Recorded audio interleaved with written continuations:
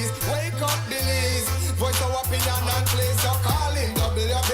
Be yourself, see yourself. This is a show by people. Belize our hope, so to needless reason. Nobody feel left out. Is the vibe we dealing. Let's find a solution. Yeah, yeah, yeah. Love, respect, unselfishness and cooperation. That's how we need to build a strong nation. We are the people to make the changes. We are the changes. WB. And all the things that will feel happen like I got blue skies. And nothing make people get victimized. Let's work together for better. We got to unite. Belize, yeah. Wake up, Belize. Wake up, Belize. Another day is here. Wake up, Belize. Wake up, Belize. We gotta keep moving. Na na na na. Wake up, Belize. Wake up, Belize. Everybody gotta put their time in. Wake up, Belize. Wake up, Belize. Voice our opinion and place your calling. WB. Get up, make every day count. Don't waste it, people. Do your part, play a role, get where you need to. You can tune in for work or in your vehicle. If you got a problem, pick up the phone. Why wait? It's a time calling. It's a show with no matter even if you're at home. Just call in. WB. Wake up, Belize. Wake up, Belize. Another day is here. Wake up, Belize. Wake up, Belize. We gotta keep moving. Na na na na. Wake up, Belize. Wake up, Belize. Everybody gotta put their time in. Wake up, Belize. Wake up, Belize. Voice our opinion and place your calling. WB. Be yourself, see yourself. This is a show, my people. Belize our hope, so to needless reason. Nobody feel left out. Is the vibe we dealing. Let's find a solution. Yeah, yeah, yeah. Love, respect, unselfishness and cooperation. That's how we need to build a strong nation. We are the people to make the changes. We are the changes. WB. And all the things that will feel happen like I got blue skies. And nothing that people get victimized. Let's work together for better. We got to unite. Belize, yeah. Wake up, Belize. Wake up, Belize. Another day is here. Wake up, Belize. Wake up, Belize. We gotta keep moving. Na na na na. Wake up, Belize. Wake up, Belize. Everybody gotta put their time in. Wake up, Belize. Wake up, Belize. Voice our opinion and place your calling. WB.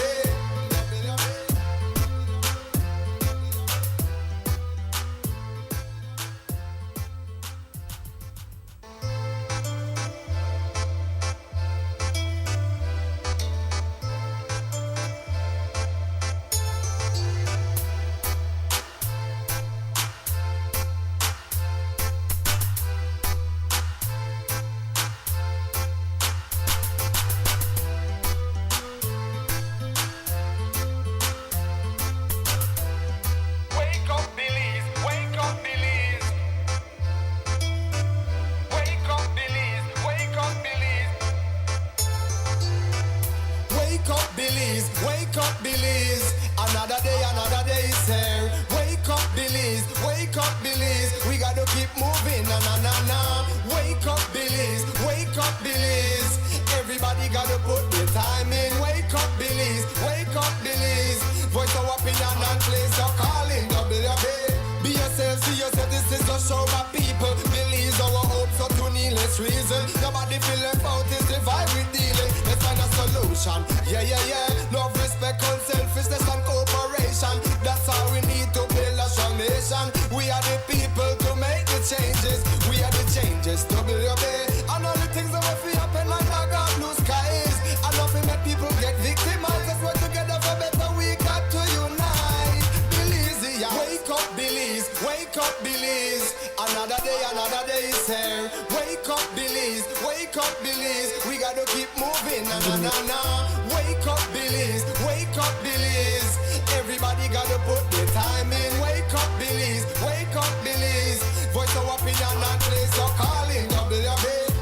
Get up, make every day count. Don't waste it, people. Do your part, play a role, get where you need to. You can tune in for work or in your vehicle. If you got a problem, pick up the phone.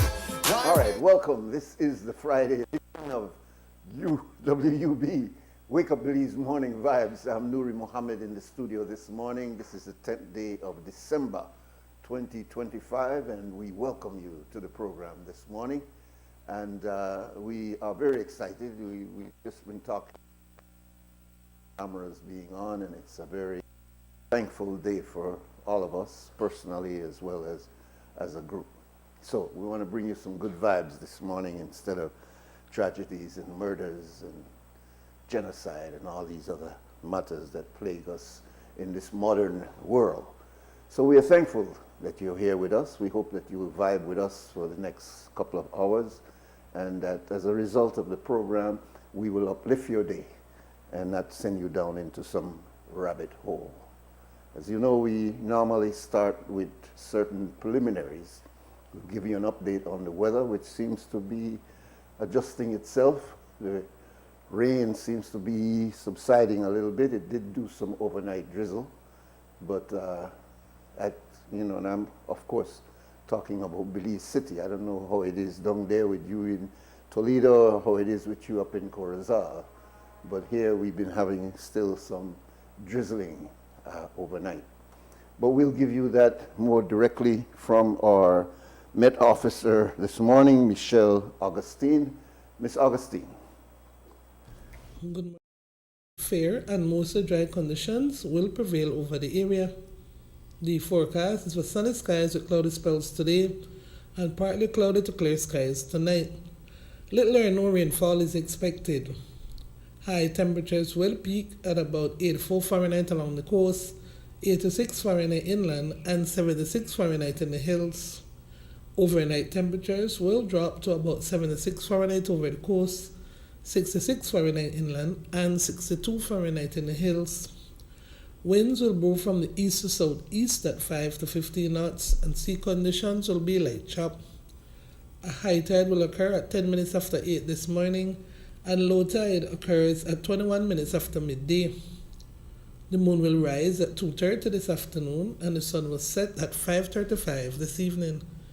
The outlook for Saturday and Saturday night is for continuing fair and mostly dry weather conditions. In the sargassum forecast, latest satellite imagery suggests that there is a slight increase in sargassum in the area.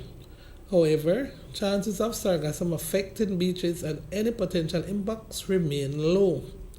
That concludes this morning's weather report from the National Meteorological Service.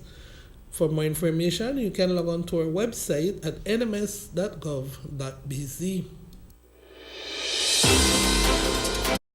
Radio in Belize since 1989. Creme FM presents the news. Informative, accurate, current information, local, regional, and international news, weather and sports. And now, the news.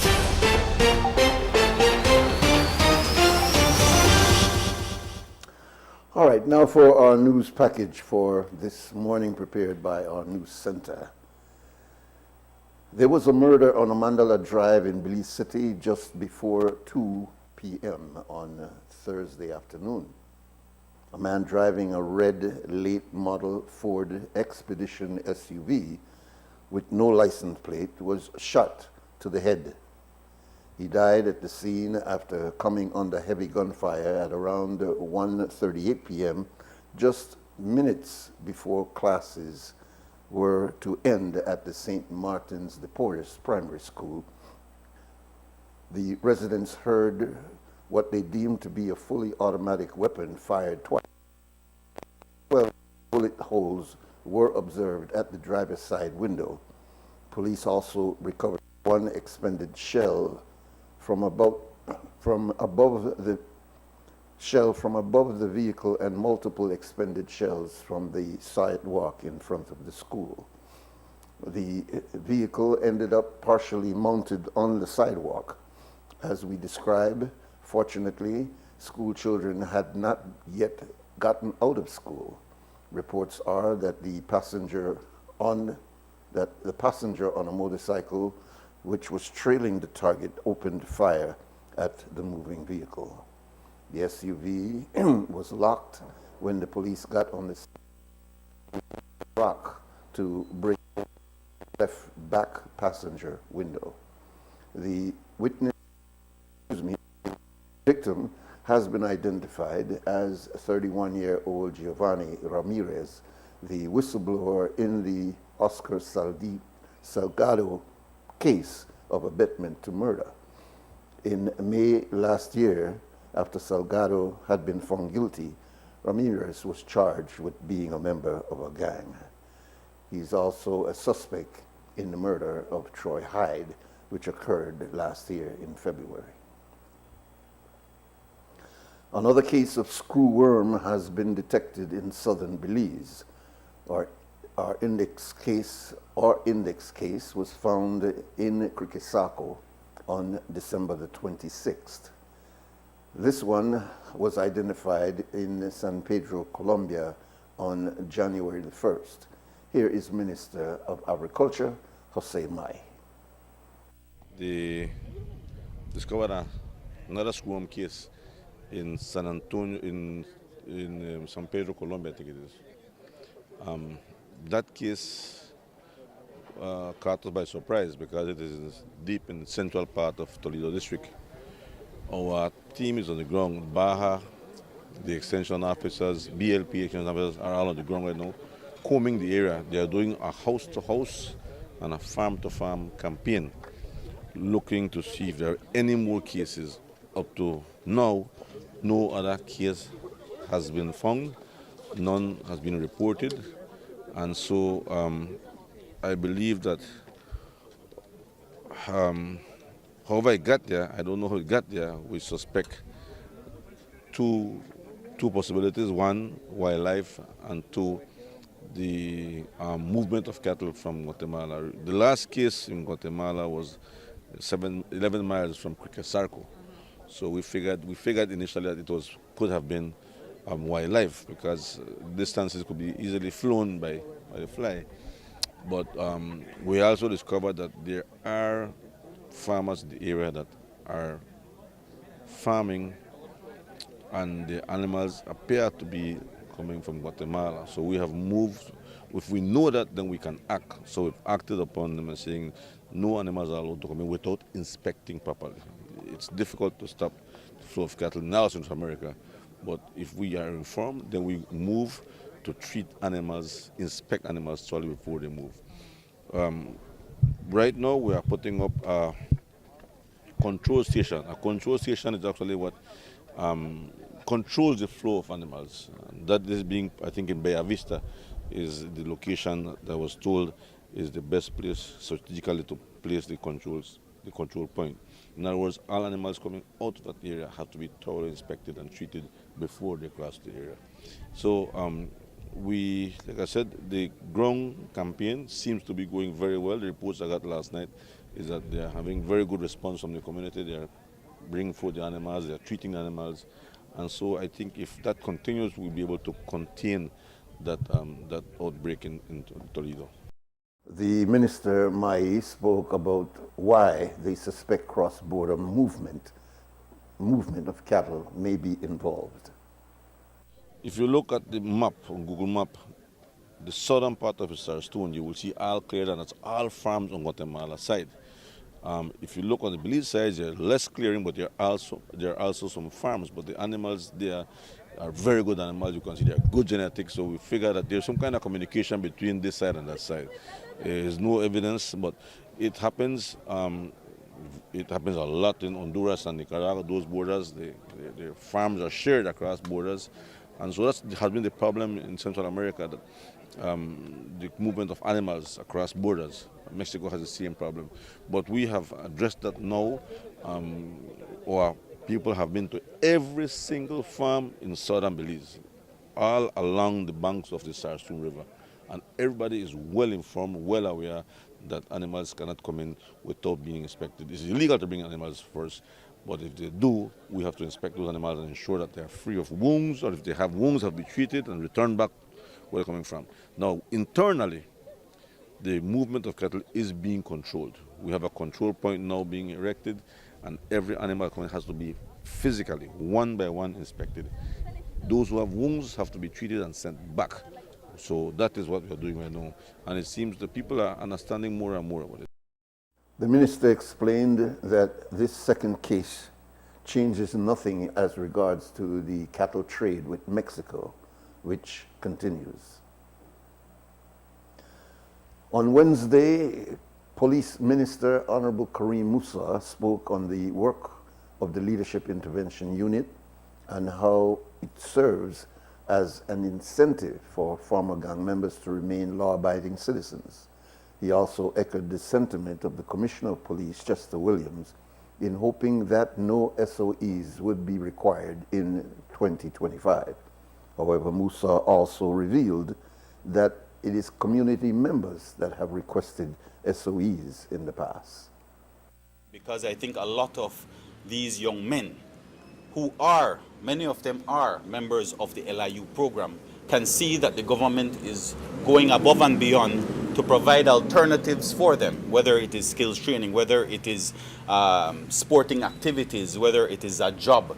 These are all things aimed at offering alternatives to gang-related offenses. And once it is that you are committing yourself and committing crimes, you cannot be a part of the LIU.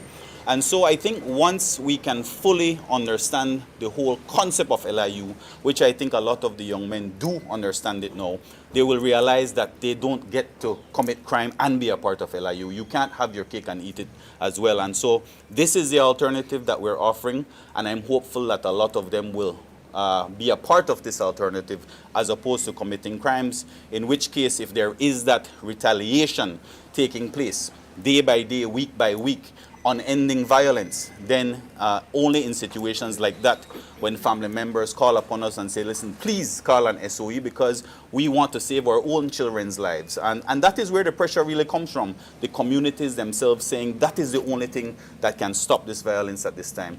And I am hopeful that we will not have to use that in 2025. Toward the end of 2024, there were reports that the Belize Defense Force soldiers set to be deployed in Haiti as part of the United Nations Multinational Security Support Mission, MSS, would not receive the allowances that are the norm for these kinds of deployments. On Wednesday, the Prime Minister shared that the soldiers will receive what they should get, but said that they must first ensure their safety. I am not aware of that. I know that we will be paying them the allowances, and we have been making we have made the allocation within the budget for that deployment, and which would include the allowances. And at the moment, we are in the process of purchasing what they call the kits that each of these soldiers would need. The Minister Marine just yesterday, after Cabinet, said to me that he wants to come to Cabinet on Tuesday, next week Tuesday, to give a full update as to the state of readiness and whether we are prepared to move. So we're working on that, but at the same time, it's something that we have to be very careful as to how we do this. Unfortunately, things continue to spiral out of control in Haiti, and we also, whilst we want to do our part, we want to help our brothers and sisters in Haiti. We have millions of innocent people being trapped and being taken advantage of. We also have to think about our people, that whoever we send to Haiti, that they will also be safe and that can provide whatever service we can to the Haitian people. And that's our news package for this morning, the 10th day of December 2025. You'll hear more news updates throughout the day, one at 12 o'clock right after the morning stew, one at 3 o'clock, and then at 5:15 you get a full news broadcast on radio at Creme Radio. Here on XTV you get the entire news broadcast at 6 o'clock this evening. It's now 9 minutes to 7 o'clock. We'll take a short break, come back, and we'll begin the conversation for this morning. The first private radio in Belize since 1989. The news. Informative, accurate, current information, local, regional, and international news, weather and sports.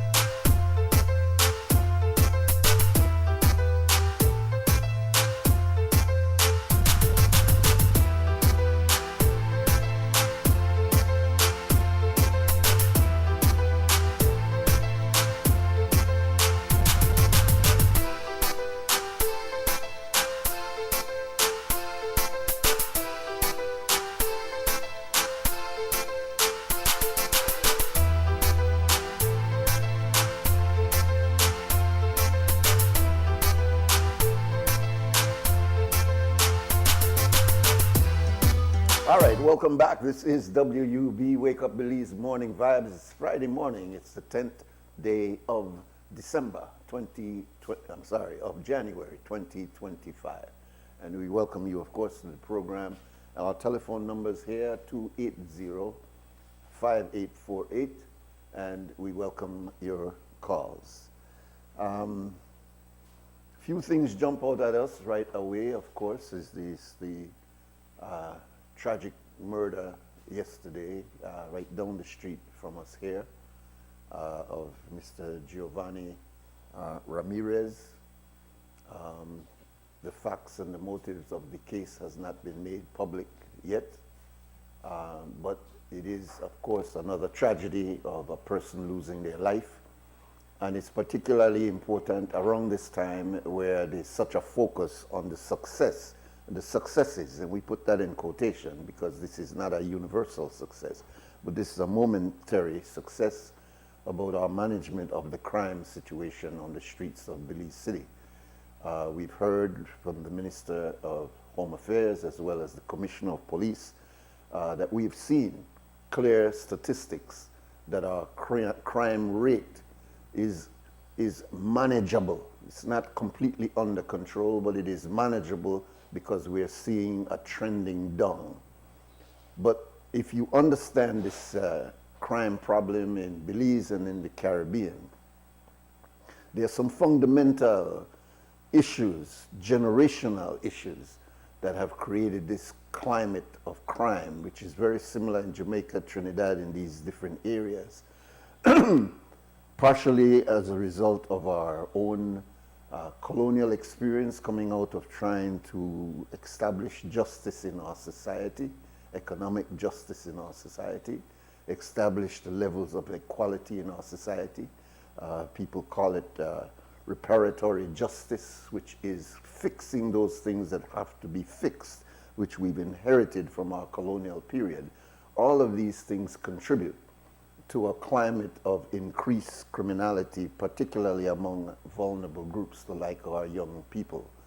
But the government, this government, and previous government, have put resources and energy and attention on this area of criminality, and we've been able to see some degree of control. It's not eliminating crime, it is not eliminating issues of gang violence, it's not eliminating any of those things, but it brings a degree of control and management. And in 2025, we have to continue along that trajectory over the last 3 or 4 years to ensure that we are able to cover all the bases. When we're dealing with the issue of crime, regardless to who the administration is, they only get a passing mark for a momentary period, and we hold our breath as we go through the new period to hope that we are able to keep the same structures in place so that we can maintain that low level of criminality. But as I said, when we hear the tragic murder and execution that took place yesterday, it brings us right back to this thing that we got a serious crisis on our hand.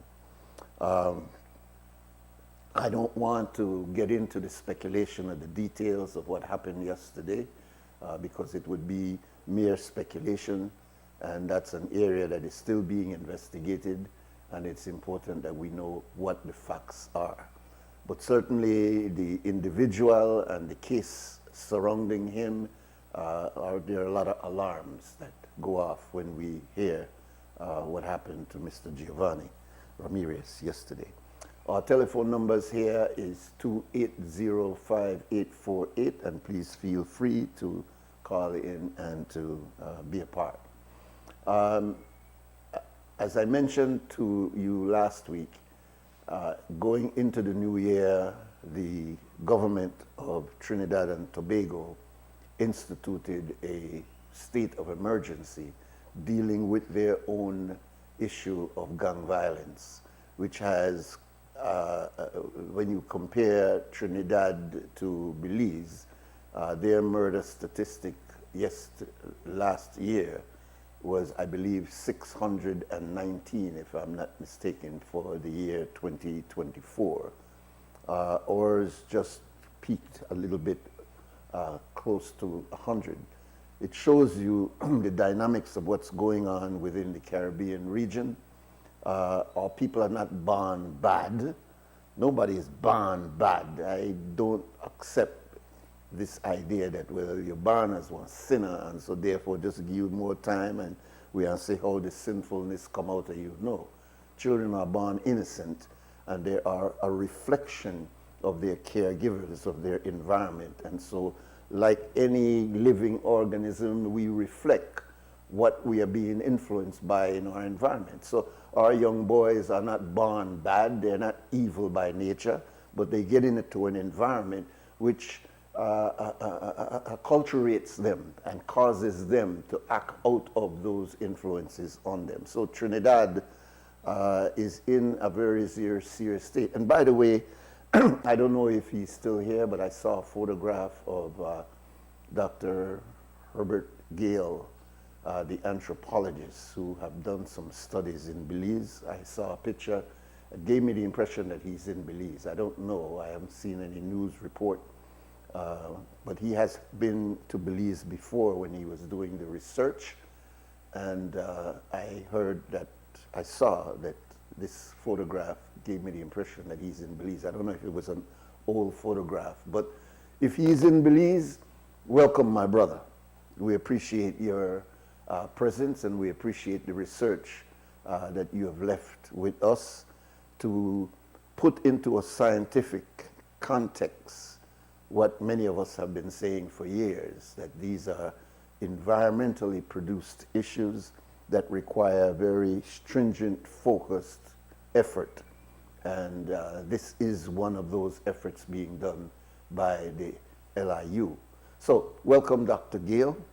And Dr. Gale has also done some work in Trinidad, where this current state of emergency is.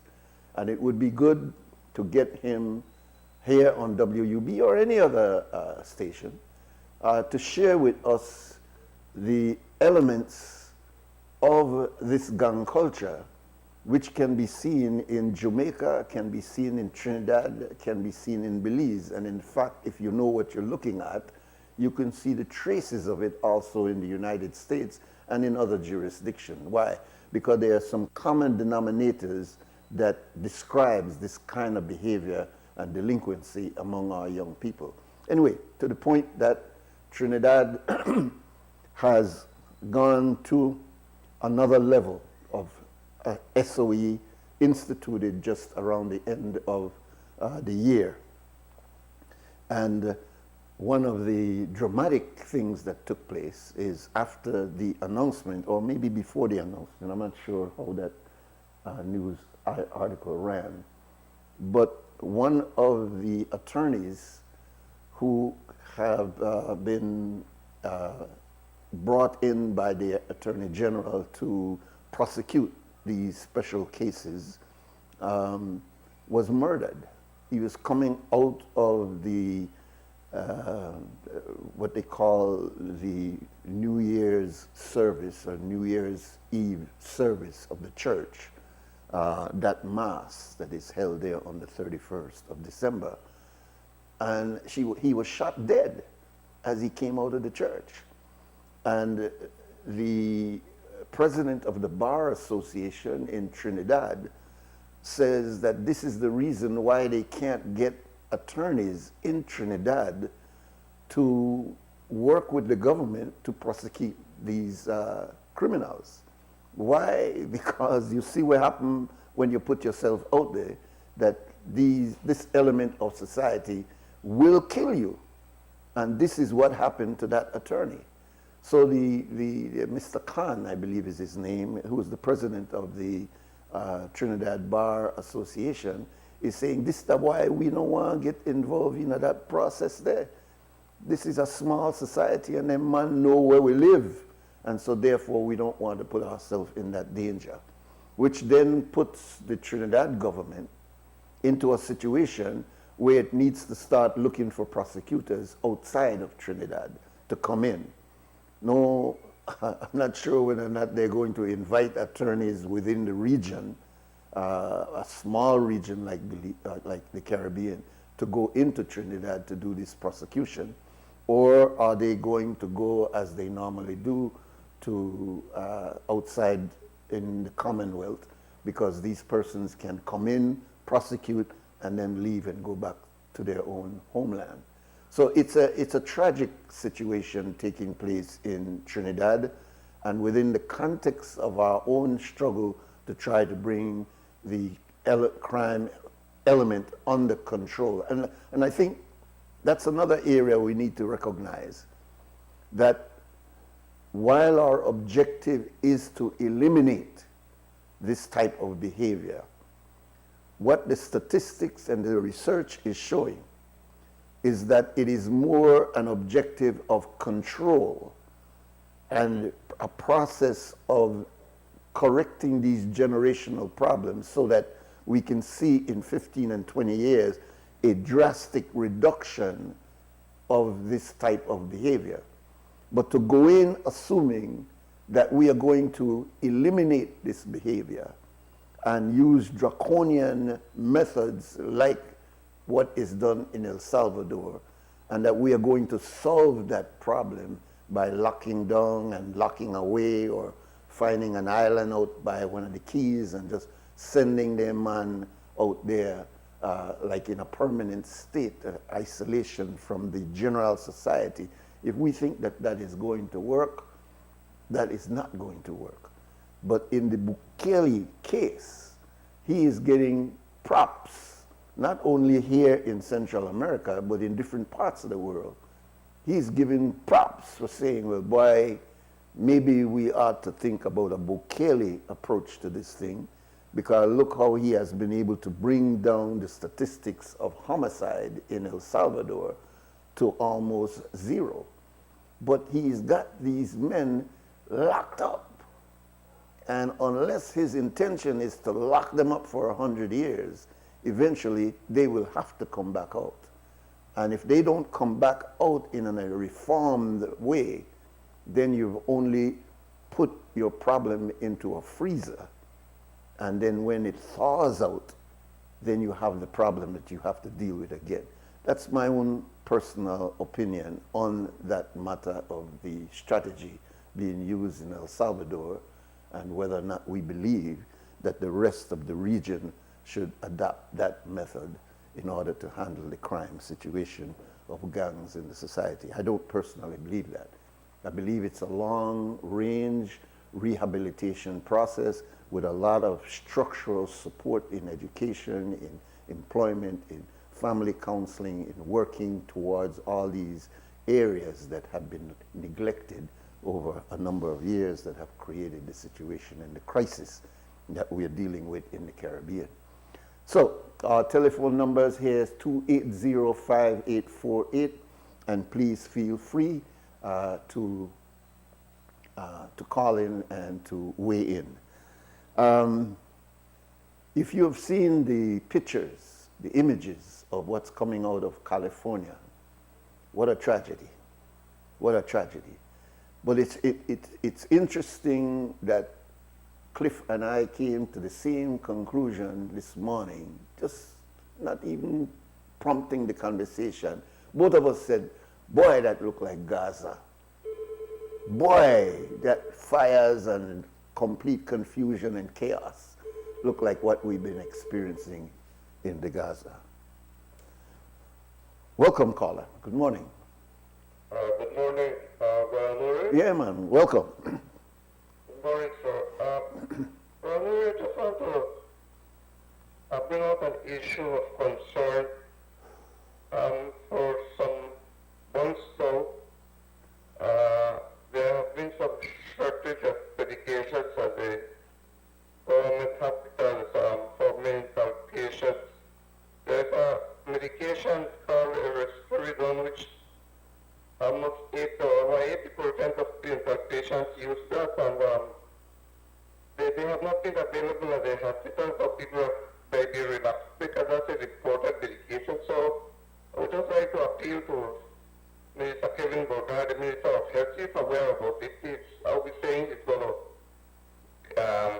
get the medication. So up to now, there's been none at the hospital, and I think it's very unfair, that these doctors and nurses are giving patients any other medication that is available, but does not work like that for the patients, because what is good for one is not good for the other, and I don't think that is right. That's against medical ethical protocols, what they are practicing. So I would try to appeal that, Ministry of Health do look into it and do something about it. Yes, sir. What's the name of that medication, caller? It's called risperidone. Yeah. Or risperidone in the generic form. And all they do is they give the patients a prescription to buy it. And I think all the bodies of that is very expensive, but people can't afford to buy it. So people just go without it, and it's unfair because most of these people who roam around the streets in the big city, most of them, many of them use these medications. And if they don't have it, these people won't buy it. Because when they go there, they just give them the medications. If they are not people that work, they depend on their loved ones to purchase the medication. Right. And I think it's very way to give them any other kind of medication and just ignore it. Yeah, well, that's not ethically, that is not correct unless the doctor knows that what new medication or the other medication also will work on those symptoms. But I hope you're not insinuating that in the beginning, like the wrong prescription, just to give them something to take, because that would be unethical. But my brother. Some people just that is not like for example, you people could take Tylenol, you could take any other prescription. Mental patients don't work like that. It's very specific. Different types of mental sickness and different types of medications. You're right. They have first, second, third generation medications available. And most of the medications they use here, the older medications, they only most latest medication they're using is risperidone, and even that is not one of the latest medications available on the market in the U.S. Oh, I see. So, and I think maybe the reason is because mostly government depends on donations. And then even the medication that they buy, most of them are made in India. The cheap generic one. Even that they can't get in the Nuri. That's very frustrating. Frustrating for parents and those who care for their loved ones. And Do you know how long? Do you know how? Just give me anything when we're available. Yeah. That's very unfair. Do you know how long it has not been available, caller? About 2 months. 2 months. 2 months, and you could check it. No. I don't have no reason to doubt you. And it sounds like you're knowledgeable of this medication. What happens when a patient? Because I'm part of an advocacy group from Balapan You're concerned. You're concerned. Yeah, you're concerned. Yeah. You sound like you're knowledgeable. So, what happens when a person does not have this medication? Is there a possibility of violence or suicide? They relapse. Yeah. Because those people cannot stay 1 day without medication when it comes to mental sickness. They cannot stay 1 day without medication. Not like when you get any fever or so, you stay 1 day and you could drink other things or whatever. But no, the patient has to stick to medication daily. You miss 1 day and that's it. You start. You start. Right. Yeah. No, you're bringing a very important point, Carla, and that really needs to be looked at. I don't know what. Because you have a lot of people like that. Some people are doing well. Some people are just out of the street. You know well how the city goes, and then it gives even. Some people relapse. You have more trouble on the streets with people, all kinds of people over there committing crimes sometimes and begging and everything. Yeah, we don't understand and appreciate mental illness, and we tend to we still got that old 1940s, 1950s. Oh, he crazy. We don't understand the nature of mental problems, even when we are seeing it in our own family, many times we're in denial of trying to get the kind of help necessary to address this issue of mental health.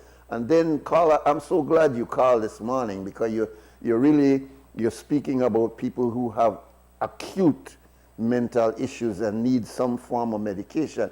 But there's another area of people, like yesterday we were talking with Miss Nicole Johnson.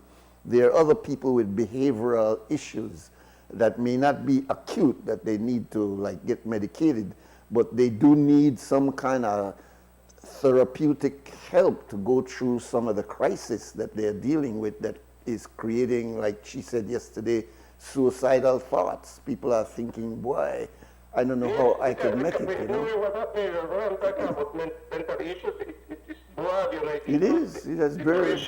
Even people who are working, they Indeed. have to buy their medication, they Indeed. take care of themselves. Yeah. You know, But the poor... people who don't have the resources The to poor... go through this. Precisely, brother. The poor. To get their medication for themselves. Some of them use private pay. There are now private and psychiatric nurses that give therapeutic treatments of different kinds. Yeah. If you can afford it, but most people can't afford it. You know, and you know, in Belize City, we've gotten used to certain persons that we don't even know their names, but we see them wandering through the streets sometimes, and then they walk up the road, which somebody told me that part of the therapy that helps a person with those acute schizophrenic problems issue is walking. The longer, more they walk, I don't know if it's walking down the medication or what it is. That's no expertise in that area.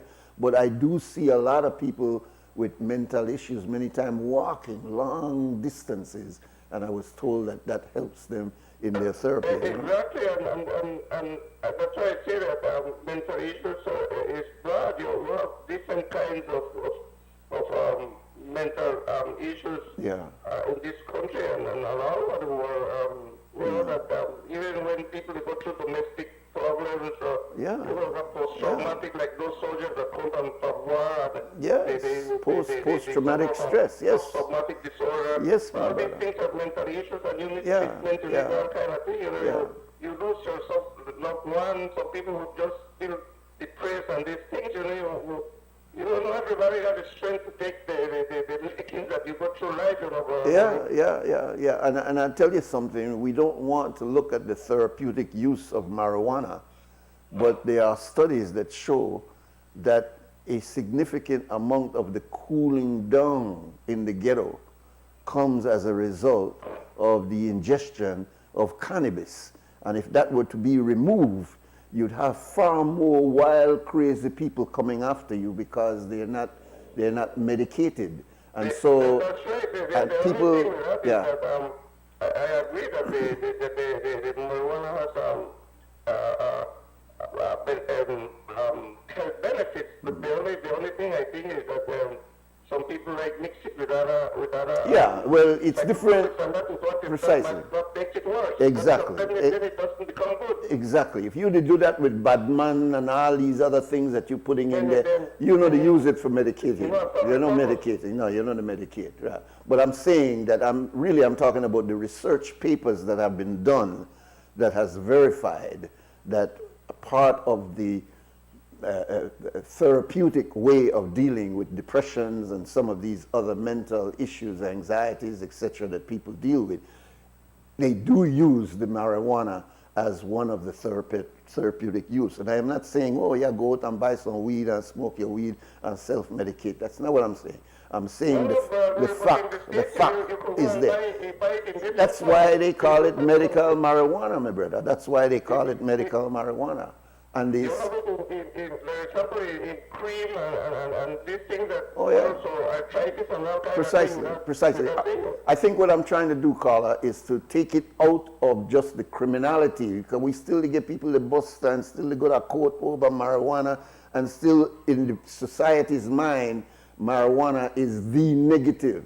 And I'm saying that you've got a number of medications out there that are prescribed to do the same thing that the marijuana is prescribed to do by a medical expert. That's all I'm saying. I'm not trying to introduce a discussion on drugs and marijuana and pro and con. I'm simply saying using your car to say that that therapy is also being used professionally to deal with the issue. Yeah, that's all. That's my point. But your initial point, brother, I hope that the Ministry of Health and Wellness will hear that this particular drug that you are referring to, let me see if I can pronounce it, Risperidone.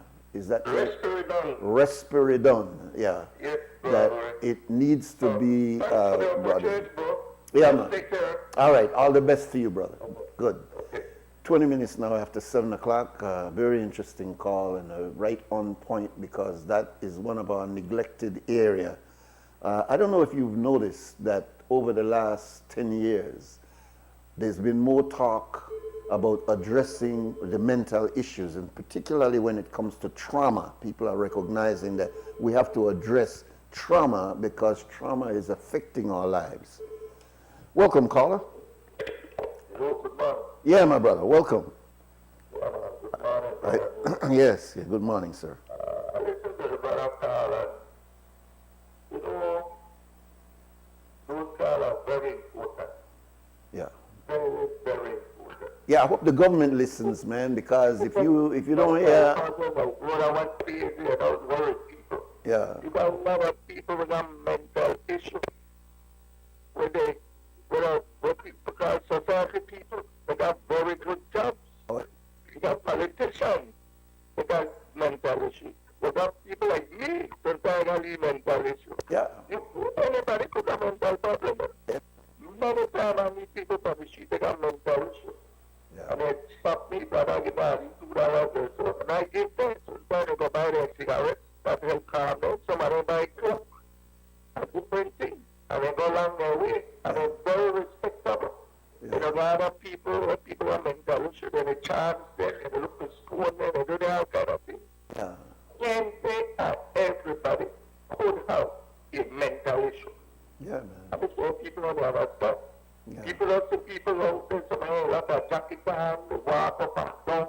There's a lot of people who are hard-working people.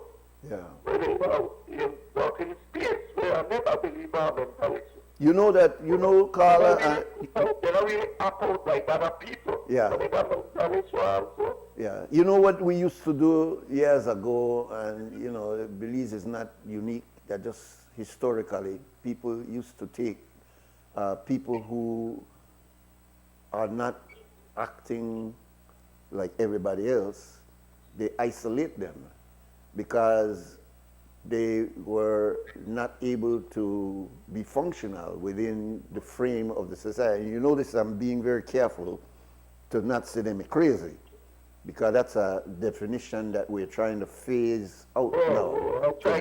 Yeah, we're trying, because it was that definition that caused us in the early centuries to isolate those people, to put them in a place where they call crazy house. Isolate them because they became a danger to their family and other people, and they also, in some cases, became a danger to themselves. And because we were not able to handle those people, and we didn't have the therapy to handle them and to bring them from where they were to functionality, we locked them away. And I could remember in our early days, and I could talk to you because we're in the same age run. You remember when we used to go by barracks? You got killed, but I knew you are my senior. Right, you are my... Hey, man. You are one of my mentors. You got killed. I passed you yesterday for a race course, but you never see me. Anyway, the point I'm making is that when we were younger and a sea view used to be out there by the barracks, and we used to pass, you remember? And we'd walk, and then people would have there behind the bar, and then they'd shout, and we'd stand up there, kind of laugh at them, because we consider that they're not normal, they're not crazy people. And so it became a stigma that you don't want to be associated, or you don't want anybody to know that any part of your family have anything like that. I could remember growing up in my family, and you had certain individuals where older people would say, oh, he pleck. And that pleck supposed you're supposed to understand what that pleck mean, that person got one behavioral issue there, and we sort of normalized it that he pleck. But mental issues, particularly the ones that we suffer silently, the ones that we can't talk about, the levels of anxiety that overcome us, that we can't understand sometimes where they come from. We are people who are supposedly in the norm of society and not isolated as so-called crazy people where they walk around barefooted. But we who are supposedly in this get up and go to work but depressed, we are still people with mental issues. We still need to address our issues. Yeah, man, you know, so. My family, I'm here around Amara Avenue. I had a brag about work young people that had serious mental issues. Yeah. I call my family mental issues. Yeah, yeah. So I know the problem. Yeah. You got that situation right now. But some people just think that I said, why? I couldn't believe that Bali man do that. That lady I do that. But then that mental issue when people about this story. Yeah, yeah. And then they act out of it. Why? See that people are loving family and all that. Yes, yes. But Yeah. we about signs when people are to read. We don't and read. then people need help. We know the read. And people ignore it. Yeah, And then when they act out, I couldn't believe they have done that. Yeah, So yeah. there are a lot of things when it comes to mental issues. It's crazy. Because people with serious mental issues, I try to stop and talk to them. Yeah. Because it helps. Yes. I know that people say, you know, that is the one who got power. Yeah, yeah. But some people have known, some people stole me. Yes. I have talked to many people. Yes, I've yes. gone to you. Yes, yes, yes. Let them people know that they know the battle. Yeah, yeah, yeah. You know, and people try and say, I don't play that. I'm very young age, I don't play that to them. Yeah, my brother. Very serious when it comes to that, because I know the problem. Yeah. And I grew up in a family where many of my family members, I tell you what, I have mental issues. Yeah, I yeah. don't know uncle and have mental issues. Yeah, yeah. So I always tell people, why, if I have to leave it, I come from a family and I leave mental issues. Yeah. Yeah. You know? Yeah. And another situation I want to bring up, Nuri. I love the brother, the commissioner. I know he trained hard. Yeah. But sometimes you have to just tone it down, because you're in our job where you get criticized. And you have to know the balance. You don't know everything. And many of your achievements, where you achieved in being a commissioner, come from the brothers and sisters in the force. Yeah. When you're in charge, so you have to be careful when you talk to your brothers and sisters. Yeah, yeah, yeah. Last night on the news, you know, a situation where the brothers they get promoted, but they're not getting paid. Regardless of if the police officers are involved or not, you have to be careful how you speak about your brothers and sisters. About our family. Anything you achieve, together. That's how you move, together. And like you try in a way, you try to bring out, I don't know how they get there, you know, the force, because they bring out, but they never get paid outside. Don't give me things, so I keep it inside. You know? Yeah. I make it solve this. But people could talk. You can't stop people if they know they get a PR for us. I know they get paid for so long, and you know, it gets outside and people bring it up. You don't have to get upset and try to bring up your brothers. Try to work with them. Try to do the best with them. Try to help them to get up which part you did. You know, that's how you have to live in our life. So, but sometimes you have to tone it down. And understand the job you get criticized, but you have to move on that. Just like when you show the video with the gentleman at the airport, and they say the police are rough over, but the man showed them himself. Yeah. Now, how you put tomorrow, we could apologize if we mistake. Yeah. Well, we were wrong, you know, police are not showing them that man. Exactly. And the same way, you have to know to maneuver. Don't get upset. They cuss out like the man cuss the leader and stupid. People could ask questions.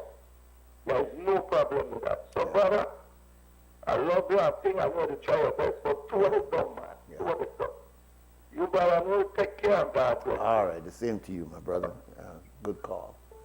29 minutes now after 7 o'clock. We'll take our break for 2 Cents Scam, which is brought to you by Fort Point Security.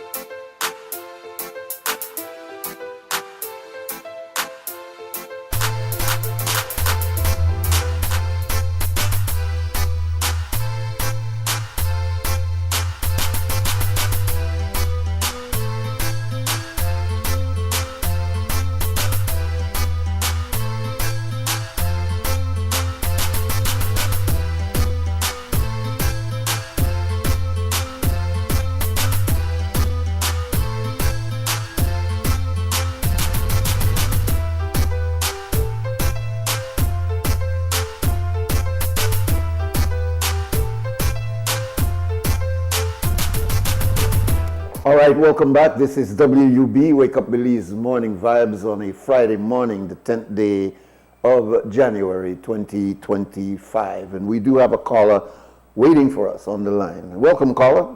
Thank you for your patience. Good morning, Brother Nuri. Good morning. Good morning. I tuned in a little late.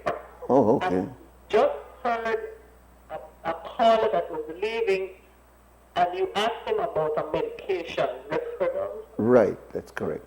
I didn't hear what the conversation was about, and that is my curiosity. Okay, just very briefly, he's saying that he's a part of an advocacy group for mental patients in the Belmopan area, and he's making note that over the last 2 weeks, I get the sense that it's about 2 weeks now, that this particular medication is not available in the public hospitals, I guess. And so therefore there are many patients that are walking around without this medication. The only way that they could get the medication is that they would have to go and buy it at the drugstore. And he's saying that there are many patients that cannot afford. And so two things is happening. They are being given a different dosage of a medicine for their mental health problem, but that this particular medication is the medication, even though it is not, according to him, one of the highest level medication for this kind of dysfunction, but it at least is better than these things that he says is now being given to the mental patients. So is that enough for you? You wanted to comment on that? Well, my reason for calling in when I heard the name of the medication, because I have had family members who were treated with it. And I've known of other, in the general public worldwide, been treated with that, and it had a side effect that the patients, quite often, including a brother of mine, came down with diabetes. And patients who are on that medication need to be screened for diabetes and treated with metformin or whatever the treatment is at the time. Because that is a dangerous side effect of that medication. I see. Yeah. When I just heard it, I didn't know what the conversation was. Right. Calling to find out whether or not it was. Okay. From that point of view. Can I probe you a little bit, just for information? How long was your brother taking it? I'm not aware. I just knew he died suddenly, and when we got to go through his things, we found out he was on that medication. But he was not being treated for diabetes, and he died from a side effect of diabetes. And I know of other people personally, but I also know the history shows that I see. who are on that treatment need to be screened for diabetes. Yeah. Well, that is good advice, to be screened for diabetes before you take the medication. Yeah. Side effects and pharmaceuticals is one of the issues that people always worry about. They say this medication is good, but you make you get fat, you make you get hairy on your face, all kinds of different side effects of the medication that's supposed to help you. I don't know about this One medication. of the signs too, that the patients who are on that tend to store fat. Yeah. I'm not sure if it's due to insulin resistance or what.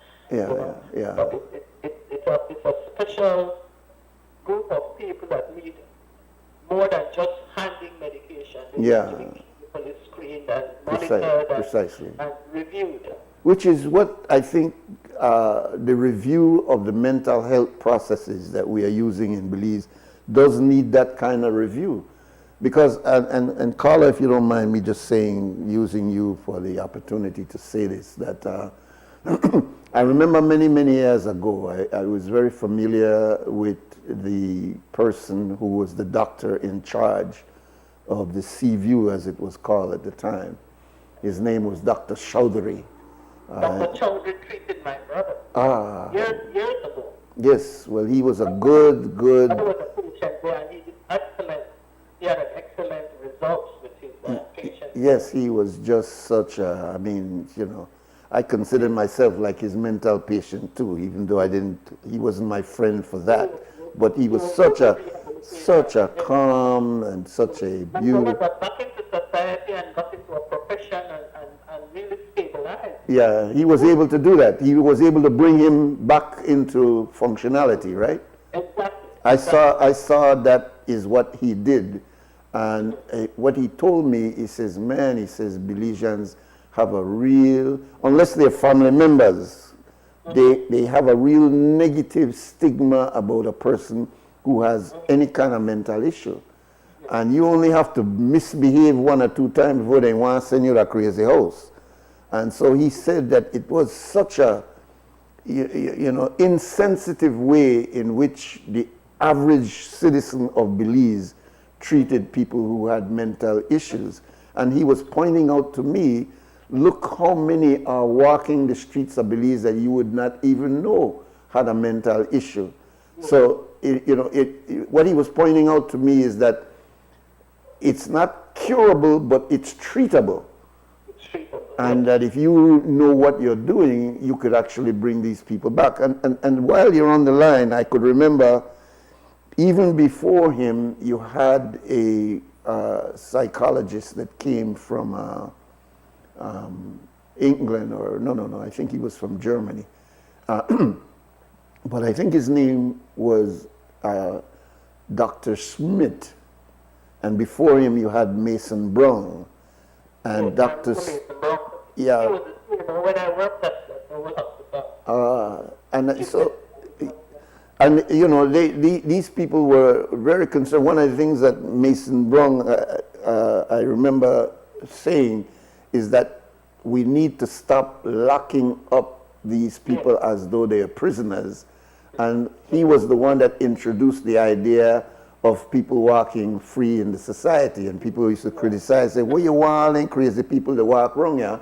But he was basically saying that to lock these people up degenerated them, and to have them out in the society is a kind of a welcoming them back. But boy, I'm not sure if we welcome mental patients, because I think we still ride past them, look upon them, like, you know, we don't got no regard for them.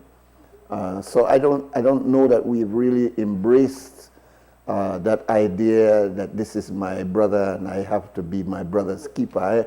I don't think we got that when it comes to mental people with mental issues. Well, speaking from my family experience, generationally there seems to be a trend in our family where from a minor condition, from depression to bipolar disorder or schizophrenia, we have had a history in the family. And what I found was that when my child started showing signs, I recognized and I got counseling for the family. But all the family members were not on board because of the stigma and the anxiety. Right. Because we do need to educate the public that we can all go to counseling and learn how to cope with the condition. Even if you, the individual, have been diagnosed with it, you have a family member with it, and you say, I am my brother's keeper. Right, And yeah. so that's one of the things I learned. Learn all there is to learn about the condition and take part in the rehabilitation Of the person. of the individual, but of the family. Yes, yes.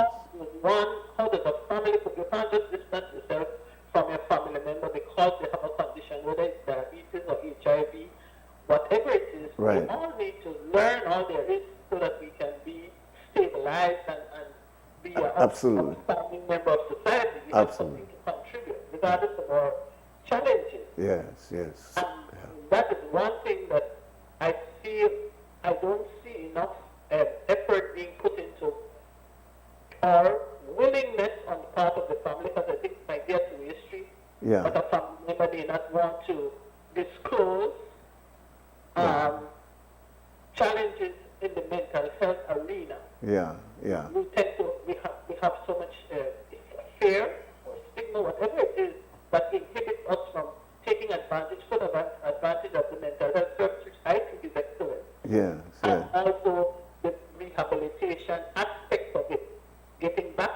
society in contributing to your care and care of others. And Right. my brother became a stroke nurse. Oh, great. He was nursing because I was teaching at the School of Nursing at the time, and he said I motivated him. Uh-huh. He applied, and so the staff, when they interviewed him, the faculty said, well, you have a condition there that's a challenge. And he said, I'm aware of it. And they said, well, you know, we may not want to have you. And he said, why not?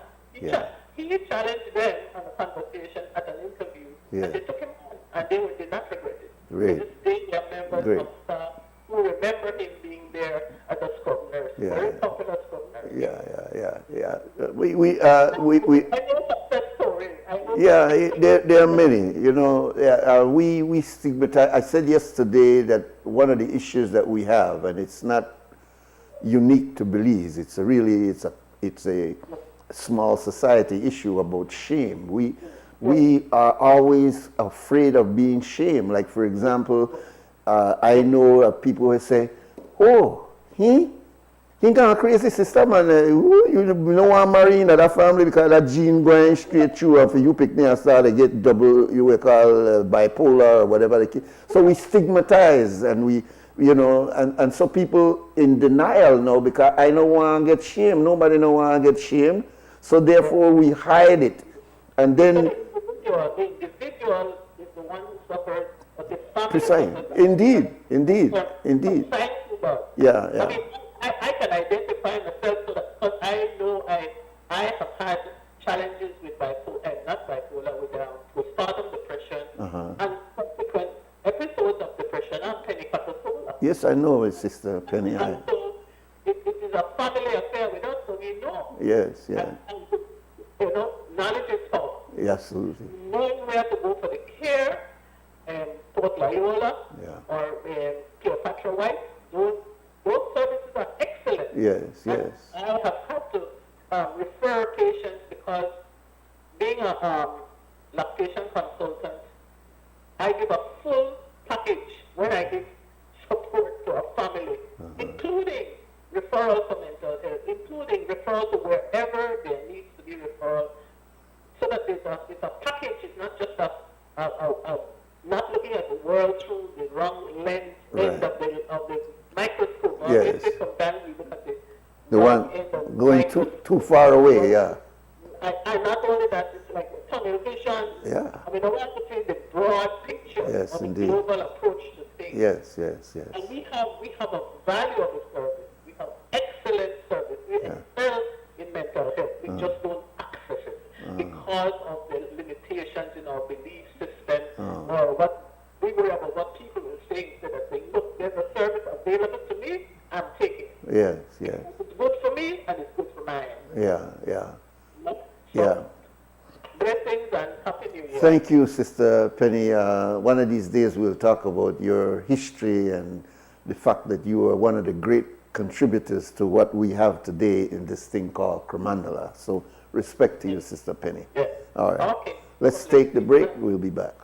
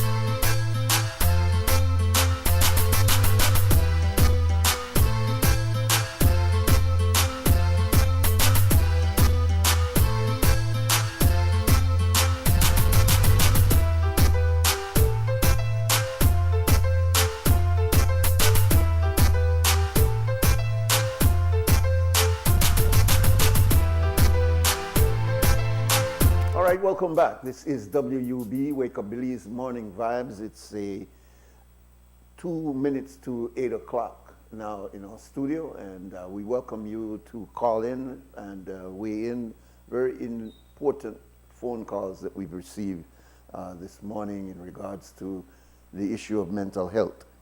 Our number is 280-5848, and please feel free to call in and weigh in on the subject that we were talking about, or if you have another area to discuss. There are thousands, literally hundreds of thousands of people in the Southern California area, especially Los Angeles County, that is being affected by, the reports are that 5 different fires are in fact impacting that population. And that,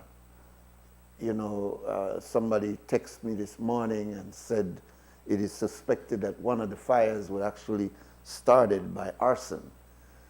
The other fires are presumed to be started by the fact that the wind gusts has picked up and small fires have turned into huge fires because of the wind. But that one fire specifically has actually been caused by an arsonist. It's a terrible situation. One of the things that is also noted is that the fire is primarily among the wealthy, and meaning that there are mansions and different areas that are being burnt down. Now, this is not to suggest that the fire is not affecting people who are not wealthy. That would be ridiculous. But there's a sizable amount of the property loss among the very wealthy. Beverly Hills and these Orange County and these other areas where the people who are a little bit wealthier in the country live. What I'm saying is that this is not a fire in South Central Los Angeles. This is not a fire in Compton. This is not a fire in the ghettos of Los Angeles, but rather it is fires that is affecting the very wealthy and super wealthy. It's almost like, if you want to get an example, as Cliff said this morning, of Gaza in America, look at those fires and see if it's not the same kind of images that we're looking at in the tragedy that we're looking at in the Gaza, which continues to be bombarded by the Israeli military in executing their genocidal assault on these people. Over 46,000 of these persons in Gaza have been killed as a result of the repeated bombing that has been taking place over a year. It is now winter time in the Gaza, meaning that people are not only dealing with the war that comes from man, but also the war that comes from the elements, freezing cold weather, and people struggling to try to survive in those circumstances. Very tragic situation. But our eyes seem to have been taken off what is going on in the Gaza, as if it is over, as if it is no longer an issue. But it's just that we are so engrossed in the affairs of the world that we don't have time to focus on just one thing, because there are many other things that are pulling our attention, primarily our own issues, our own survival issues, our own bread and butter issues, our own internal family issues, our own internal political issues in our own countries, that we don't have time to constantly be focusing on the Gaza as we were doing a year ago, when we were so alarmed that many Belizeans went into the streets to say this is wrong. I'm not sure you could get Belizeans to go into the streets again to say, hey, we must stop what's going on there. Why? Because to a certain extent, and we need to understand human psychology, we've been weighed down with this issue. We have been almost exhausted with this issue. And to a certain extent, we have thought that some of the efforts that were being made would have sort of moved the issue away from the repeated bombings, that the U.S. would change its posture, that the Western nations would change their posture and censor the Israeli assault on that area. None of that has changed. It's all been soft talk that have not moved the Israeli military from the assault that they're presently doing. So I believe that there's a sort of, we might call fatigue that have entered into the picture.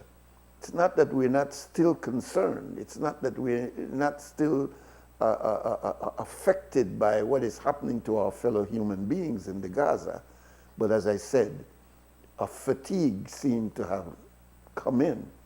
And while if you look at what's going on, you see the atrocities are taking place today. I mean, we study the news.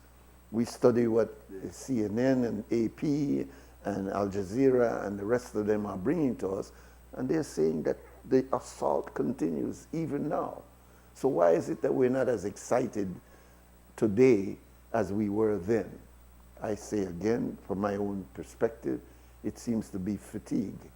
That, you know, when you're seeing something over and over and over and over and over, you tend to normalize that thing. Or else if you stay in that state of stress constantly, your anxiety, that in itself is not good for your mental health. So your body sort of finds a way to normalize that issue, to make it not as stressful as it was in the initial stages. And I think maybe collectively that must be what is going on in regards to our thinking with the Gaza. Again, I wanted to point out that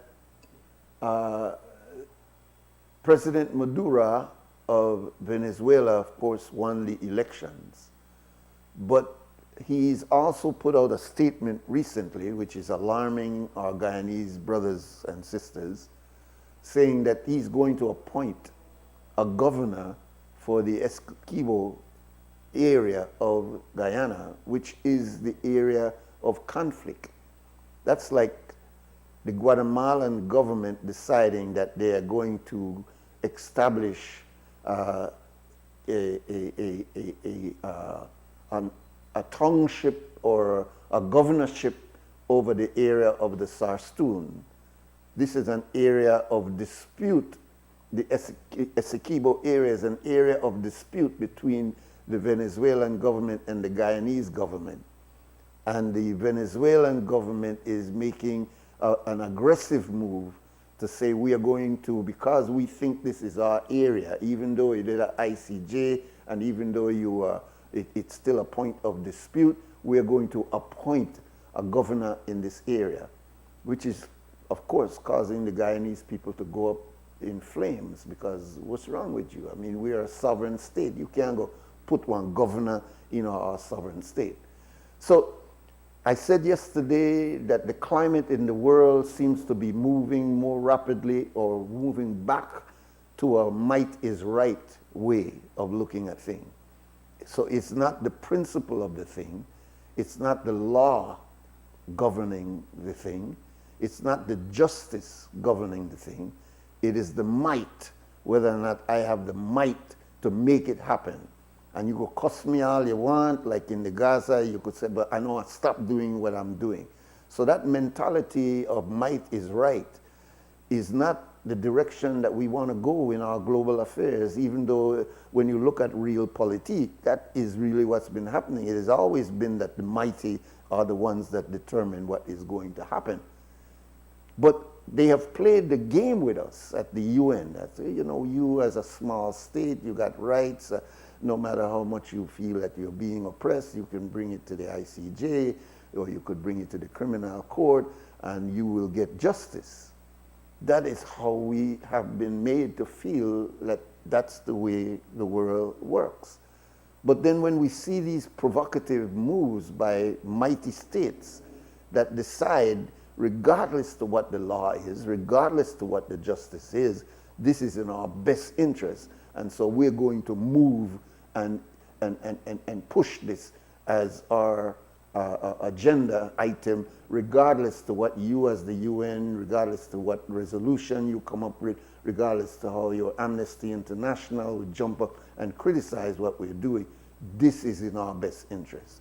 So that is not really the way that the laws of the United Nations were supposed to be adhered to. It was supposed to be not kumbaya, but at least, hey, you can't just do that because you don't have a population of 80 million and I don't have a population of less than 100,000 or 200,000 people. I might be a small state, but in the United Nations, I have the right to go and call you to check and say what you're doing in my area is wrong. That's the kumbaya of the United Nations protocol. But it does not necessarily work like that. If you have nations and political leaders that will violate those sacred international protocols on their behalf, on the basis of this whole idea that might makes right. In other words, I did do it, so what you want to know then? Carry me to United Nations, then see if I care. And that is not a direction that we want to go, because that is particularly vulnerable for small states like us, who is sitting next to a very aggressive, well, he's lessened his aggression to a certain extent, but it's a very aggressive posture that the Guatemalans, a mighty nation militarily, has been with us. A small, humble, but very proud of what we have here. And so we have depended on that protocol of the mighty not taking over the small because of these principles. But the more we see the world accepting the violation of these protocols, whether it's the Gaza, whether it's Maduro jumping up and saying, I'm thinking of setting up my governor in Essequibo, that has not and cannot be countenanced. We can't sit back and say, no, because when it go wrong, it come wrong. And if we should, years from now, have such a situation with the Guatemalans, what will be our, how could we come back and say, well, when it happened to Guyana, we never said nothing?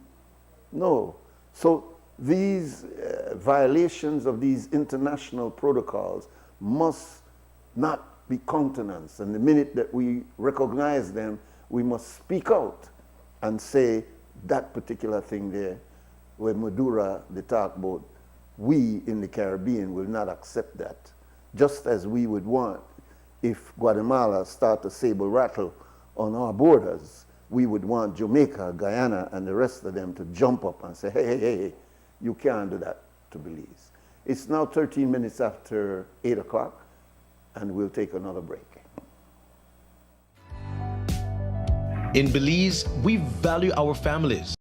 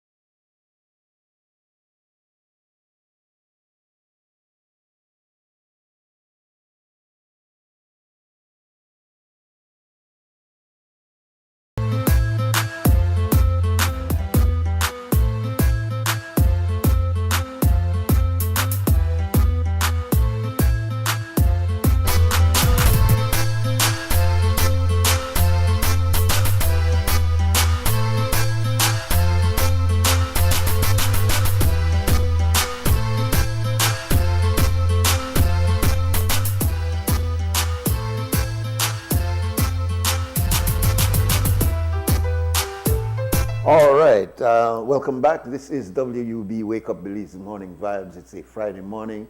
It's January the 10th, 2025, and we welcome you. And here's our next call. Welcome, caller. Good morning, Nuri. This is Sandra Clay.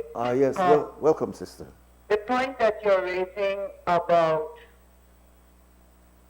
a small society standing up.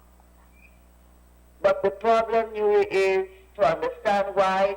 Yes, that is what we need to do, because there's no question that the international order is being, well, was it ever constructed? That's the first question we have to ask ourselves. That is a big question. That's right. Yeah. Or were we just fooled into believing it was changed? Aha. Yeah. And it's not that we are dumb or stupid, but if you don't have the level of preparation of your opponent, then evidently you are not up to par to fight your opponent. Yeah. And in 1945, see, I always tell my students, because I personally have never been fooled by the UN, never been fooled by the UN. When Winston Churchill, and I go back to the statement Churchill made about India, that he would never preside over the dismantling of the British Empire. Now remember, when you're dealing with Winston Churchill, you're not dealing with a risen plebeian. No, you're not dealing with a risen petit bourgeois person. Churchill's, one of Churchill's ancestors was the Duke of Marlborough, who was one of the great military strategists of the United Kingdom in the post-Reformation, post-Stuart era. So, when you hear a Churchill speak, listen. And he made that statement, Nuri. And in my opinion, for me, the minute I read that statement, I was a very young, I might have been about 15, 16, because the book that I read that in was a book named, I think it's just named Gandhi, and it's by Louis Fisher, who was one of Gandhi's official biographers. And immediately I thought, okay, so if you won't preside over the dismantling of the empire, then sounds to me the empire continues.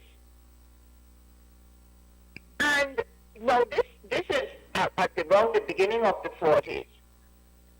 Churchill would not be in power when it's a Labour government that took them, actually I think it is, that took India into independence. But after India and the Indians, I don't think that we understood really that first generation and the second, and I would say all the generations, don't really understand what that UN was established for. No. It wasn't established for the small little nation. No, it was established. Two things confronted Europe with the Second World War. Germany, a fellow European country, and they ended up in a multi-party war. The second most massive war after, you could almost say global war. It wasn't fought on this side of the Atlantic, except Pearl Harbor. But the major fighting scenarios were in the Eastern Hemisphere. But it involved people from the Western Hemisphere going to fight on behalf of their colonial masters in that fight, and not to mention the Americans, you know. And so they tell us now, okay, we're going to have a decolonization committee. And we interpret that to mean they're in love with independence, they're anti-colonialism. But while that is being established, the Algerian Revolution was being fought, and that was a bloody revolution. Very bloody, very bloody. That revolution was no party. Then while they are telling you that, they are giving Israel, they are giving Palestine to the Jews to create a state and occupied, inhabited land. What was that? That was colonialism all over again. Yes, sanctioned the colonialism. But it was the new phase of colonialism. Precisely. Yes, that's what it was. But the nations, the 50 odd, I think it's 50 odd were there voting that day. They didn't recognize that. So half of our problem in dealing with in quotes the first world, we are too unsophisticated, too parochial, too insular to deal with that crowd. Deal properly with them, to deal properly with them. Of course, when we first meet them, we don't know their language, we don't know their law, we don't know their God, we don't know anything about them, and they know nothing about us. But they learn about us faster than we learn about them. Because they write down everything to start with, so they can go back to their notes. They keep records of everywhere they travel and every war they fight. We didn't do that. We didn't have written records of every fight, every war, every fight. So they kept records of every slave they bought and every slave that was sold. They kept records. And it's those records that we don't even know they exist, and if we do, we don't think they have any importance. You know? And so here we are now in 2025 with the world order that they established after the Second World War, supposedly to never have that happen again. But while they were doing that, didn't we fight the Chinese Civil War, the Korean Civil War, all the civil wars over Latin America, not to mention Africa? Man, I mean, it has been an unending war. Precisely. Then, and though those little wars were not bad enough, those were localized wars, we had the Cold War, which was continental, which was hemispheric. Right. Then after the Cold War, we had the war on drugs. Again, that has turned into a planetary war. Indeed. And then we have, after the war on drugs, now, while we're fighting that, we have the war on terrorism. Yeah.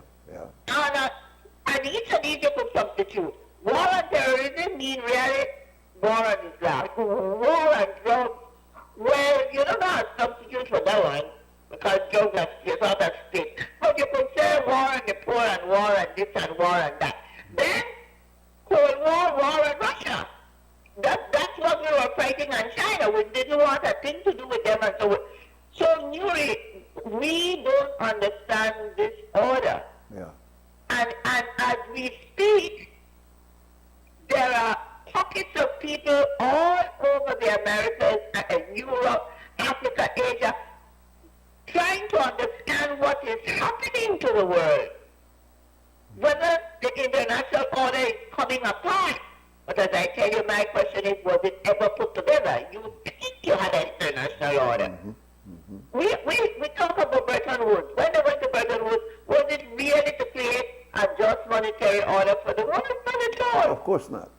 It was to structure the new colonial, it was to create a new structure that would substitute and ensure continuity of the old colonial order, Precisely. but under the guise of a liberated world. Yeah. That's what that was for. It was a propaganda scheme, a public relations scheme is really all it was. Well, and the recipients of that were easily bought, you see, easily seduced. We were easily seduced, Nuri. Belizeans don't even know that the decolonization committee there at the UN has documents from Mexico claiming Belize too. We don't even know that. So now, here we are in 2025, and something has to be done. Yes, but how can we beat these people? To start with, we will have to become absolutely moral, absolutely serious, absolutely disciplined. I don't know if we're ready to go down that road. Why do I say that? Look at the Middle East Belizeans. You think that problem in Gaza there is only because of Israelis? No.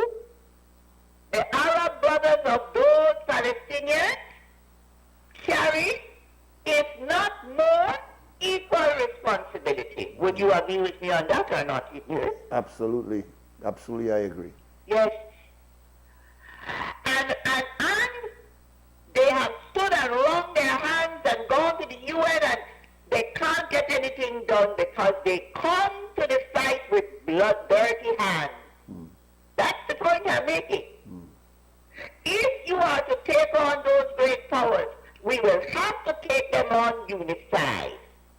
But we cannot take them on unified if we are disorderly, unjust, we are tyrants, we are autocrats. We can't take them on if we have all the qualities that they like to throw in your face, right? We can't take them on.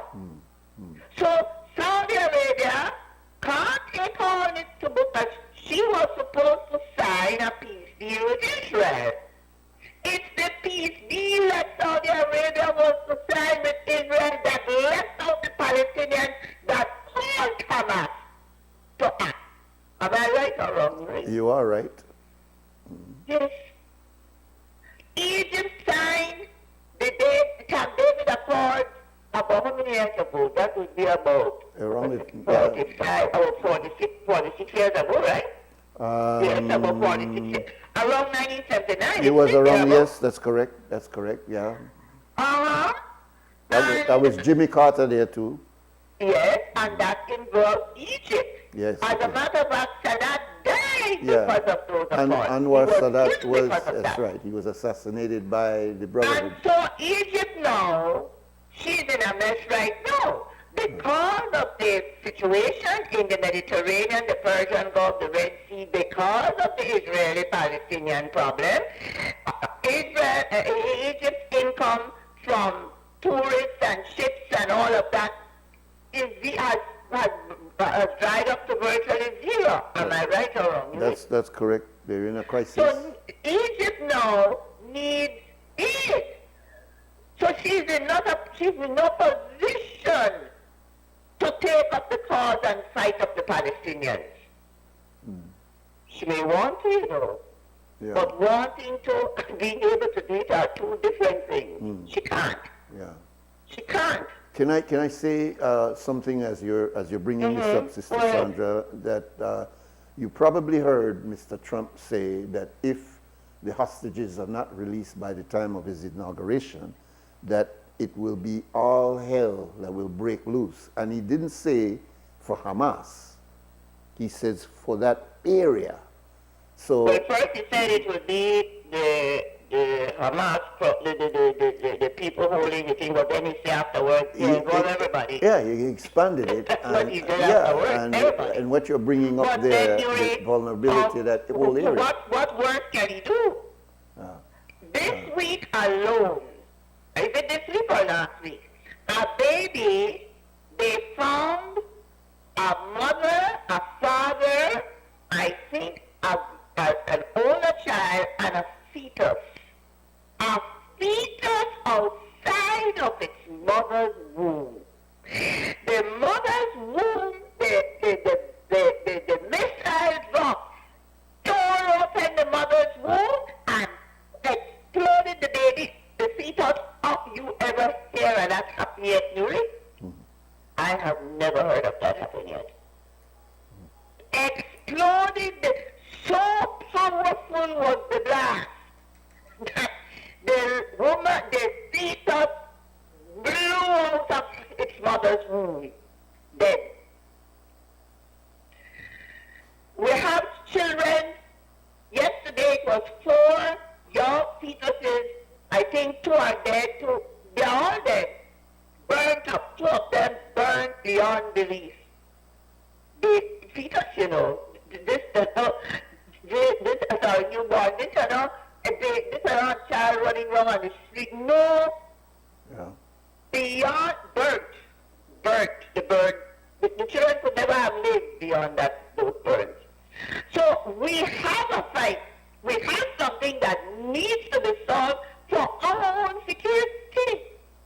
Because what Venezuela is doing has come about exactly because of what happened in Ukraine and happening in Israel. Yeah, that's right.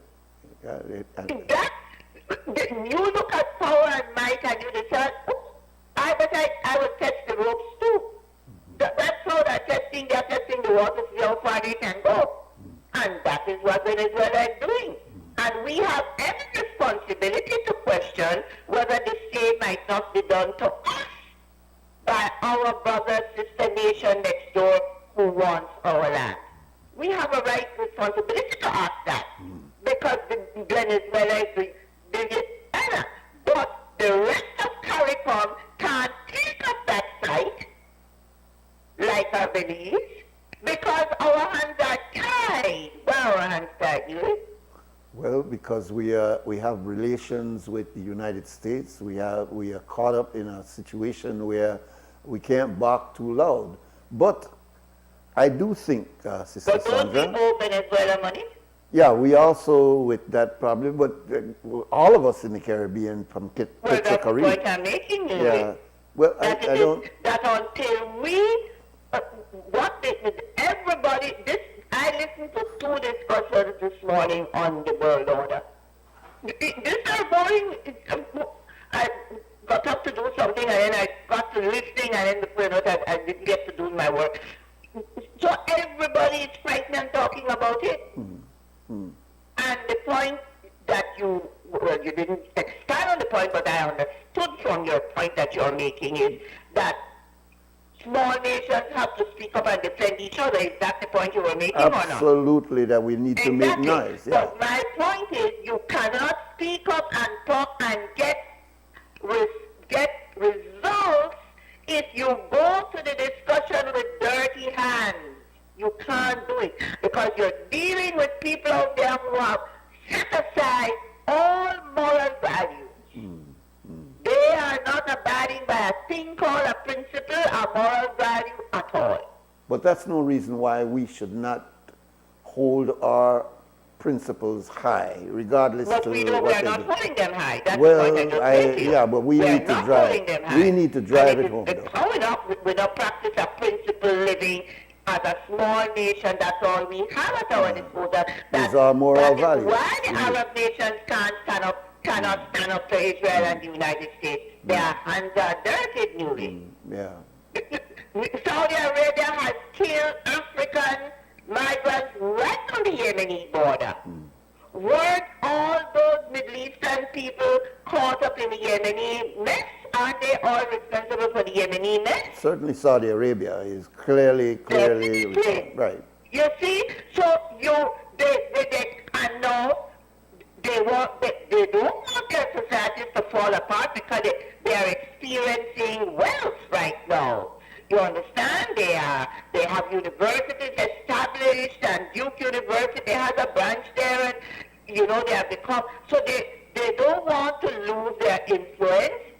So, like Toncha Skyler, they will turn their backs. They are turning their backs and washing their hands while their brothers. Yeah. They know better than any of us that the intention in Gaza is to eradicate the population, right or wrong? They know that. They know that the Israeli have an expanded, and we haven't been talking about it, they have an expanded map of what they consider Israel and Jerusalem. And it includes Saudi Arabia.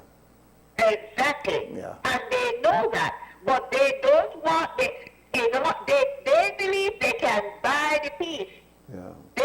They believe just like Great Britain believed she could buy the peace with Hitler, they signed treaty after treaty. And the British thought it was all right. And what did Hitler do? Hitler didn't come west. Hitler turned east to Poland. And when he went to Poland, the British knew the war had started. Mm-hmm. They knew that then. Yeah. They knew that. He didn't come after them right away. He went east and then came west. Mm-hmm. And it was one after the other of them. And the war was a bloody bitter war, over 40 million dead. Yeah, yeah. So this is the same situation here. These people are praying and hoping no work. It doesn't work. And they think we can afford to sacrifice Gaza. Let's sacrifice those Palestinians. So they all have Palestinians in their lands, right or wrong? Oh yeah, they're all over. Jordan, all over. And the United but States. They don't want to take it anymore. Yeah. Huh? Sorry? And also in the United States and Canada, full up of Palestinians. Exactly. Yeah. United Kingdom, Yeah. all over Europe. Yeah.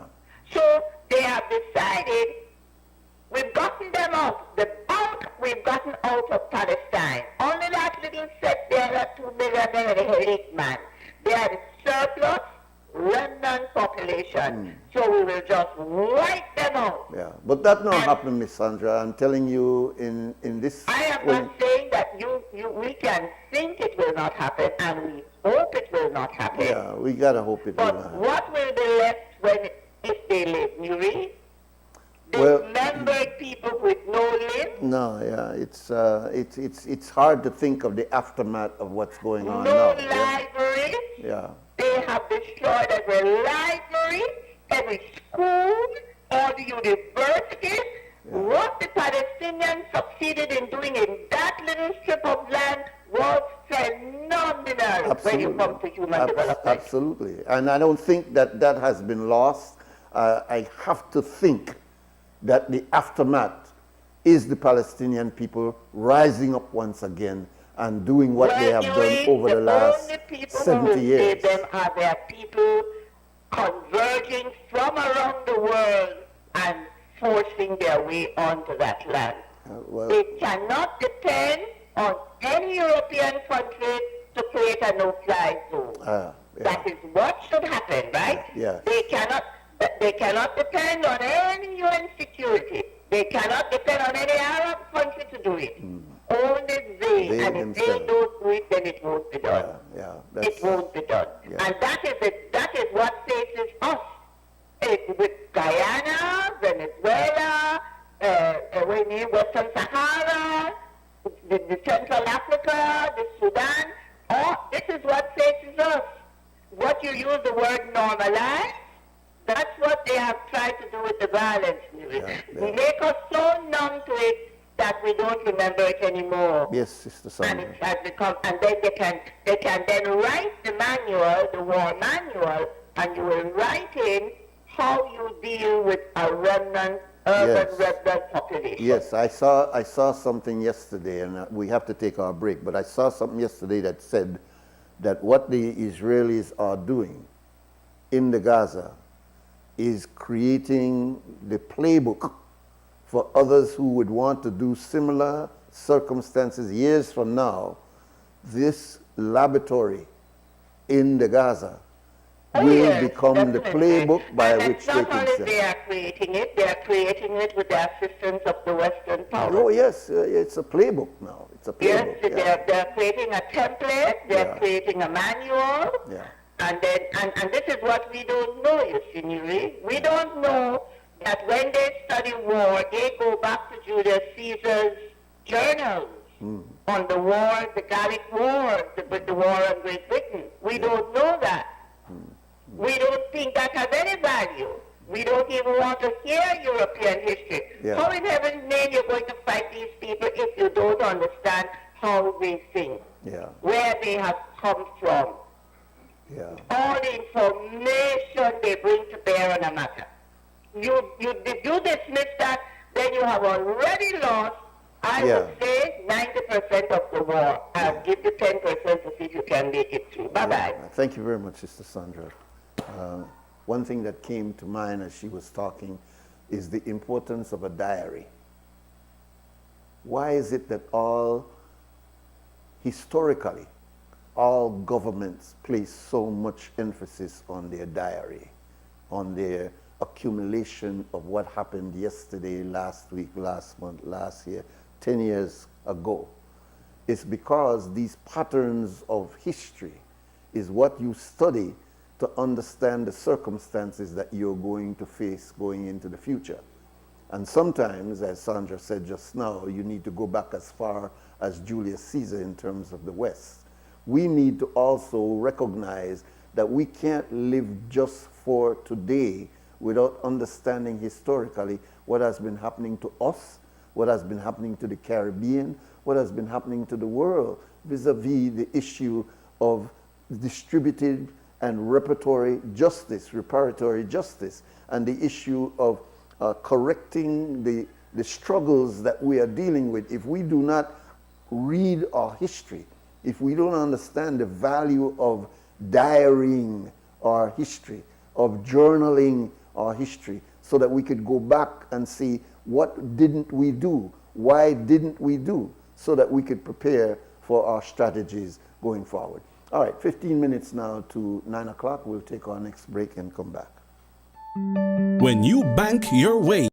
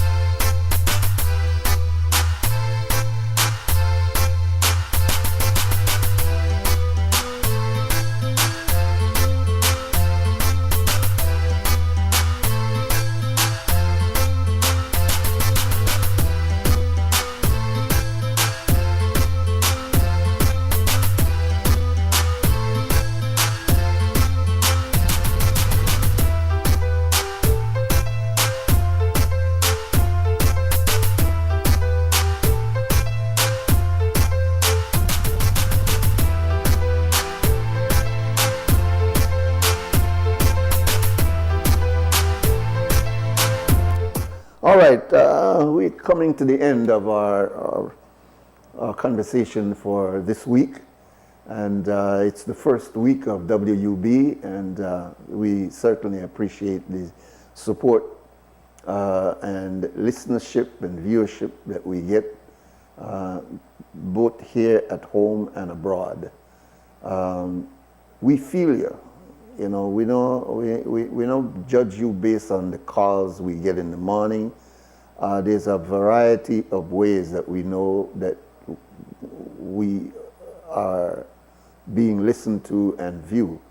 And one is, for me, is for these texts that come in after the show, during the week, people who want to share information with us, people who recognize the value of this historical conversation that goes back way to 1969, people who recognize that there is a level of moral commitment for the information that is given out here, and that this is not merely for commercial purposes. Of course, the owners of the company are trying to make money. This is how they make their living. But it is not driven only by its profit motive. It is driven by an idea, an ideological thinking that Belize has a particular definition that has to be made, and that this station and this media house is contributing towards the development of that identity, that Belizean identity, and making sure that certain historical items from our past is not left out of that definition of who we are today. So this WUB, which is an outcome of a process that has been going on, as I said, since 1969, and evolving as it is. And we are thankful that certain elders are still involved in the process, and that young minds are coming up and being involved in the process so that we can pass this baton on. We appreciate the conversation here every morning. We recognize that it serves a particular value, and as I said, the feedback that we get, we know that it is accomplishing that to a large extent. Only a couple of things I wanted to touch on before we depart today. One is that we're happy to know that the fact that the major loss of life in Belize is caused not by crime on the streets. As much as that gets our attention, the major killer in Belize is what is happening on our roadways. The major killer, the thing that takes the most Belizeans every year, are road traffic incidents, particularly those that are caused from drunken driving, people who are driving their vehicles that have not been maintained properly, people who are still playing around with pumping brakes. I mean, you get in a car with a person and you watch on the pump brake, which obviously means that his braking system is not working properly, and that if you don't pump the brake, you know, stop the vehicle. So you've got people out there who really are not putting the kind of attention that they should put on their vehicle. And so it may become necessary for us to not just test your vehicle's roadworthiness before you get your license or your renewal of your insurance, but it might be necessary for us to stop you on the road and begin to ticket you when we recognize that your headlight not to work, your backlight not to work, your signal light not to work, etc., etc., etc. I say that because, having lived in other jurisdictions when they were becoming very stringent about road safety, I happened to live in the United States around the 60s, and I saw this evolution of the California state recognizing the amount of deaths by drunken driving the amount of deaths by young people who did not know how to drive properly, the amount of deaths caused by vehicles that were not properly roadworthy, and how the state of California put in place a kind of a almost draconian response to these atrocities, of road atrocities. And they decided, guess what? We're going to bring teaching children in school how to drive properly. We're going to ensure that they cannot graduate from school unless they have gone through what was referred to as driver education. They had to go through driver education in order for them to graduate from high school. You had a more serious response to drunken driving. It's called DUI. And these DUIs would cause you to go to jail. To go to jail.